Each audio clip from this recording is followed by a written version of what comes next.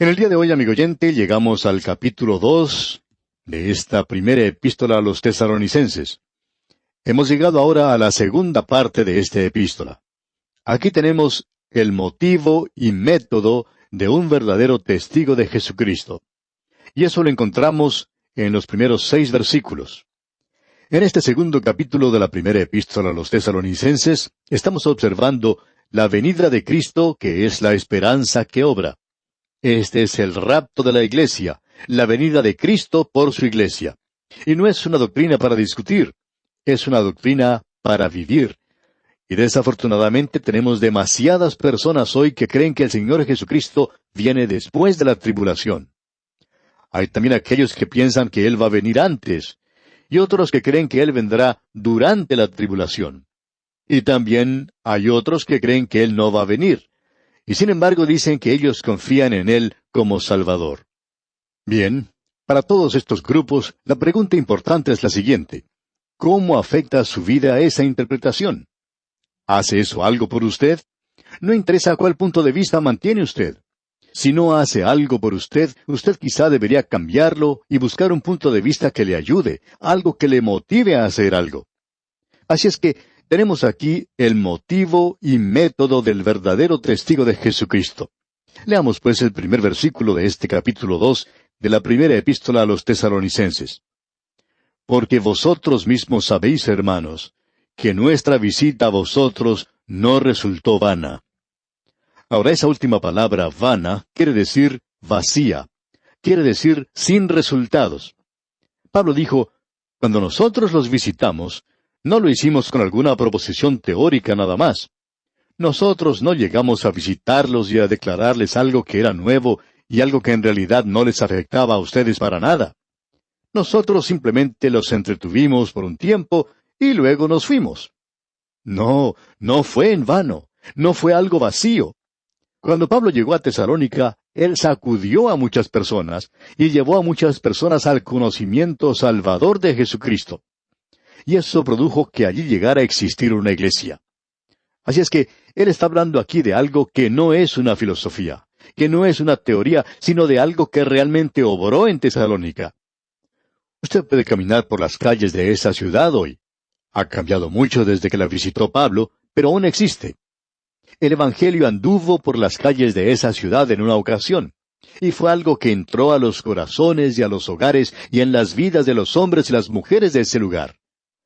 Y luego Pablo continúa diciendo en el versículo 2, pues habiendo antes padecido y sido ultrajados en Filipos, como sabéis, tuvimos denuedo en nuestro Dios para anunciaros el Evangelio de Dios en medio de gran oposición. Ahora esa palabra oposición que se utiliza en este versículo proviene de la palabra agonía, es decir, agoni en el griego, y de allí nosotros obtenemos la palabra agonía. Es decir, que fue con mucho conflicto, con mucha agonía interna que él fue a ese lugar. Usted puede notar que Pablo dice aquí que cuando él partió de Filipos, donde él había sido ultrajado, tratado muy mal, y usted recordará que eso fue exactamente lo que ocurrió con Pablo allí, pero que cuando él llegó a Tesalónica, lo hizo anunciando el mensaje de Dios con denuedo. Es decir, que eso no lo detuvo a él a causa de la experiencia que tuvo en Filipos. En realidad, lo que él está diciendo es que él no disminuyó o presentó el Evangelio de alguna otra forma. Habiendo tenido esa terrible experiencia en Filipos, Pablo no dijo, bueno, ahora yo tengo que cambiar la forma de presentar esto. Tengo que usar un poco más de tacto. Para ser más enfáticos, Pablo no era un creyente secreto, amigo oyente. Pablo habló las cosas abiertamente, de la misma manera que lo había hecho en Filipos. Hubiera sido muy fácil para él racionalizar estas cosas. Él podía haber dicho, bueno, es mejor que ahora me ponga a leer un libro de cómo hacer amigos e influenciar a la gente, y probablemente debería usar un poco más de tacto.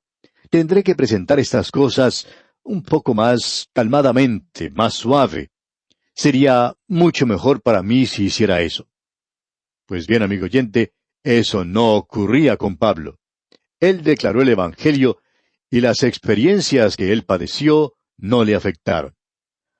Ahora él les va a contar cómo llegó él entre ellos y cómo les presentó la palabra.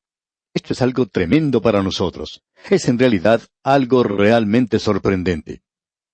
Amigo oyente, si alguien le preguntara a usted cuál fue el mejor sermón del apóstol Pablo, ¿qué sermón elegiría usted? Bueno, estamos seguros que entre la audiencia nuestra hoy habría opiniones diferentes, y la gran mayoría estaría correcta. Por ejemplo, ese gran sermón que él predicó allá en Damasco, después de haber sido convertido, ese fue un mensaje muy bueno. Luego ese otro en la isla de Chipre, ante Sergio Paulo, cuando él comenzó su obra misionera. Luego en la sinagoga en Antioquía de Pisidia, en su primer viaje misionero. Hablando honradamente, consideramos ese uno de sus mejores sermones. Y luego su mensaje en Atenas, ese sermón que él predicó allá en la colina de Marte, en medio del Areópago. Y luego el que pronunció en Corinto, donde hizo una gran defensa de ese mensaje. Y luego en Éfeso, en la escuela de Tirano. Todos estos son grandes mensajes. Probablemente alguien puede elegir el mensaje que él predicó en Jerusalén, por ejemplo, cuando fue arrestado, o cuando fue llevado ante Félix y Festo y el rey Agripa. Ese que pronunció ante el rey Agripa fue realmente maravilloso. O quizá el mensaje de despedida que pronunció en las playas de Éfeso. Lo cierto es que en cada uno de sus mensajes, él siempre presentaba a Cristo, su muerte y su resurrección. Y hablando honradamente, amigo oyente, si yo tuviera que elegir su mejor mensaje, no elegiría ninguno de estos. Yo tomaría su vida en Tesalónica, no en forma escrita, sino en su caminar, no en exposición, sino en la experiencia, no en su profesión, sino en su práctica. Él tomó su texto del libro de Santiago, que la fe sin obras es muerta. Él mostró lo que quería decir en su andar por las calles de Tesalónica. No lo hizo con su lengua, sino con el testimonio de su vida. Cada creyente es un predicador. Usted es un predicador, amigo oyente. Quizá a usted no le guste esto, pero lo es. Usted recuerda la historia que contamos hace algún tiempo acerca de un hombre que era un borracho. Él era un alcohólico consumado. Y en cierta ocasión un pastor tuvo la oportunidad de conversar con él en su estudio y le dijo todas las cosas que él pensaba de ese borracho. La madre de ese hombre le había pedido al pastor que hablara con su hijo. Y luego, durante la conversación, el pastor le dijo, ¿sabe usted una cosa? Usted y cada persona es un predicador. Usted está predicando con su vida. Y este hombre se puso de pie y quería pelear con el pastor. Se enojó tanto y dijo, a mí no me llame usted un predicador. A él se le podía insultar en cualquier otra forma, menos llamarle predicador. Bueno, quizá a usted no le guste que le llamemos predicador. Sin embargo, amigo oyente, usted lo es. Y como el hombre de esta historia, cada persona predica por medio de su vida.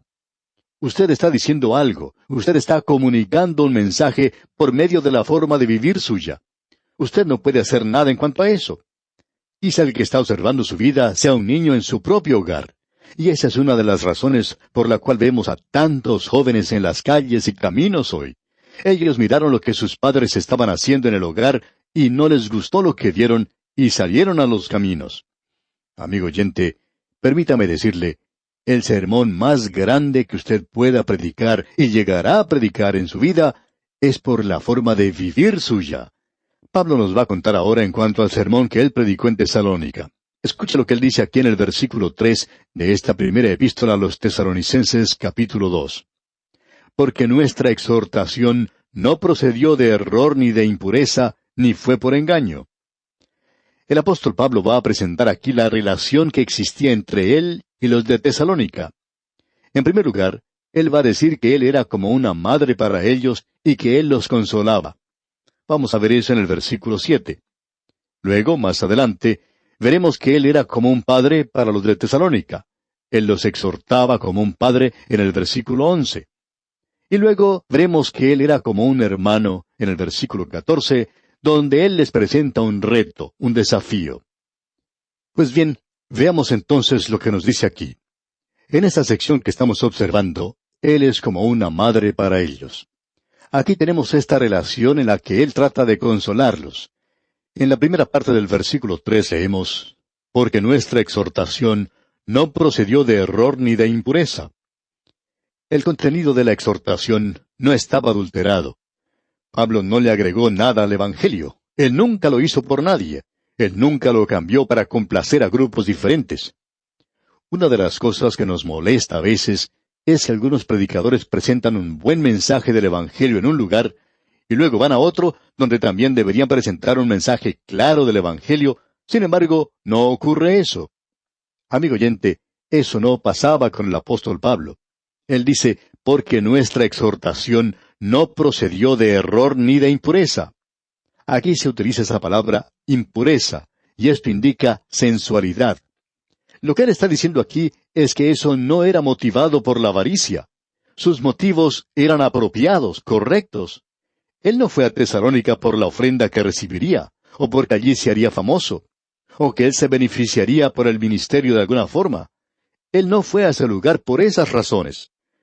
Sus motivos eran limpios, puros. No había impureza en ese sentido. Y luego dice, ni fue por engaño. Es decir, que Pablo no rebajaba las normas establecidas para acomodar los prejuicios y pasiones de la vieja naturaleza. Él no buscaba complacer la vieja naturaleza de la gente. Esto es algo de lo que muchos de nosotros podemos beneficiarnos. En cierta ocasión, un gran predicador, al cual la gente admiraba mucho, hizo algo que no convenía. Antes le admiraban, pero ahora ya no lo pueden hacer porque él regresó a una iglesia en la cual había sido pastor. Él sabía de cierta crítica contra el pastor que estaba en ese lugar, y él usó eso para poder entrar nuevamente a esa iglesia. Y amigo oyente, ese hombre ya no merecía la admiración de los demás por lo que él hizo, y ya no le podían respetar como lo habían hecho en el pasado. Y Pablo está diciendo aquí, yo no traje el Evangelio entre ustedes por engaño. Tenemos aquí también algo a lo cual debemos prestar atención nosotros que nos ocupamos en preparar programas radiales. Necesitamos tener mucho cuidado con lo que decimos hoy. Nos hacemos esta pregunta a nosotros mismos. ¿Estamos diciendo esto para poder hacer amigos e influenciar a la gente, o estamos tratando realmente de predicar la palabra de Dios? Amigo oyente, hemos cometido muchas equivocaciones. Hemos fallado tantas veces para el Señor que es sorprendente que Él no nos haya dejado de lado. Pero nosotros acostumbramos a decir las cosas tal cual son. Por esta causa, a veces uno no llega a hacer muchos amigos, no puede ser muy popular, y uno espera tener muchos problemas. Sin embargo, el Señor es muy bueno con nosotros, y estamos tratando de hacer lo mejor que podemos en presentar la palabra del Señor. Si lo pudiéramos hacer mejor, lo haríamos. Pero estamos haciendo lo mejor que es posible de nuestra parte por medio de la gracia del Señor. Este pasaje, pues, que tenemos ante nosotros es realmente hermoso. Pablo podía decirles sinceramente a los creyentes de Tesalónica, cuando yo llegué a ustedes, quiero que sepan que no lo hice con ninguna otra clase de motivos. Yo no he venido aquí buscando una ofrenda de parte de ustedes. Yo no vine aquí para esquilarlos. He venido aquí para presentar el Evangelio y para edificarlos a ustedes en la fe. Ese era mi motivo. Y amigo oyente, cuando uno tiene esa clase de motivos, usted está navegando por un mar maravilloso. Quizá a veces se encuentre con una tormenta, pero el Señor le ayudará a soportarla. Y luego dice en el versículo 4 de este capítulo 2 de su primera epístola a los tesalonicenses, sino que según fuimos aprobados por Dios para que se nos confiase el Evangelio, así hablamos, no como para agradar a los hombres, sino a Dios, que prueba nuestros corazones. Pablo está diciendo aquí, según fuimos aprobados por Dios. Y esa palabra, aprobados, quiere indicar que el apóstol Pablo ya no era un novato. Él no complacía nada más que a los hombres. Él nunca buscó la popularidad. Él no estaba tratando de hacerse famoso. Cuando Pablo predicaba, él no lo hacía para ver qué es lo que la gente pensaba de él, sino lo que Dios pensaba de él. Él pasó el examen de Dios y resultó aprobado. Él nunca utilizó un método bajo. Y luego dice aquí en el versículo 5, porque nunca usamos de palabras lisonjeras, como sabéis, ni encubrimos avaricia. Dios es testigo. Él está hablando aquí de una forma muy abierta, franca. Él dice, yo nunca fui a ustedes y utilicé palabras lisonjeras. Yo nunca estuve halagando o alabando a alguna persona rica en la congregación. Nunca traté de ganarme el favor de los ricos. Nunca he lisonjeado a nadie. Amigo oyente, La lisonja nos desarma. Nunca sabemos en realidad lo que debemos decir. Por lo menos yo nunca sé qué decir cuando alguna persona me lisonjea. Sé muy bien lo que debo decir cuando alguien me critica, pero cuando alguien me halaga, entonces no sé qué decir. En uno de sus libros, Shakespeare dijo algo así como esto: mis enemigos me dicen que yo soy un asno, y yo trato de corregirlos. Mis amigos me halagan, y ellos hacen que yo haga un asno de mí mismo. Los amigos son probablemente más peligrosos que los enemigos a veces. Pero Pablo nunca se dedicó a halagar o a lisonjear a nadie. Hay ciertos hombres de negocios a los cuales, si uno los halaga, entonces uno puede contar con su ayuda. Pero si usted no hace eso, entonces no tienen ningún interés en usted o en su tarea. Uno debe halagarlos para ganárselos. Amigo oyente, que Dios tenga compasión de la iglesia y de la obra el día de hoy, que tiene que depender de hombres como tales, que deben ser halagados y lisonjeados, y que hay que tratarlos bien todas las veces. Amigo oyente, una de las grandes dificultades que aqueja a la iglesia del presente es este asunto de la lisonja. Ahora, Pablo tampoco era avaro porque dice, ni encubrimos avaricia. Creemos que uno de los pecados del ministerio es el dinero. Nunca pensé que esto fuese un gran pecado o una gran tentación para mí o para los hombres a los cuales he conocido. Pero, amigo oyente, la avaricia es algo de muchos colores. Hay hombres que codician el honor y la fama y una posición elevada. Amigo oyente, hay muchos hombres hoy que están buscando otras cosas aparte del dinero. Así es que es necesario que escudriñemos nuestros corazones. Luego en el versículo 6 dice Pablo, ni buscamos gloria de los hombres, ni de vosotros ni de otros, aunque podíamos seros carga como apóstoles de Cristo. Pablo nunca buscó una posición elevada por recibir honores. Él nunca recibió un grado o doctorado honoris causa. Ese no era su motivo. Y luego en el versículo 7 leemos, antes fuimos tiernos entre vosotros, como la nodriza que cuida con ternura a sus propios hijos. La idea que se nos presenta aquí es la de una nodriza o el de una madre cuidando a sus pequeños. Quizá podríamos decir que es como un ave que cuida a sus polluelos, como la nodriza que cuida con ternura a sus propios hijos. Esta es una declaración muy positiva, como podemos apreciar. Pablo está diciendo, yo los he estado cuidando como una madre, he sido como una ave madre para ustedes. Y usted recuerda lo que el Señor Jesucristo mismo dijo en cuanto a Jerusalén. Él dijo, ¿cuántas veces quise juntar a tus hijos como la gallina a sus polluelos debajo de sus alas? Y esa es la posición de Pablo. La ternura que demuestra Pablo. Él era tierno como una mujer en la forma en que él trataba con la iglesia de Tesalónica. Y bien, amigo oyente, vamos a detenernos aquí por hoy. Dios mediante, continuaremos la consideración de este capítulo 2 de la primera epístola del apóstol San Pablo a los tesalonicenses en nuestro próximo programa. Le aconsejamos que usted lea el resto del capítulo y lo estudie junto con las notas y bosquejos que le hemos enviado, para que así esté mejor preparado para nuestro próximo estudio. Es nuestra ferviente oración que este estudio edifique en gran manera su vida de relación con Dios. Que Dios le bendiga.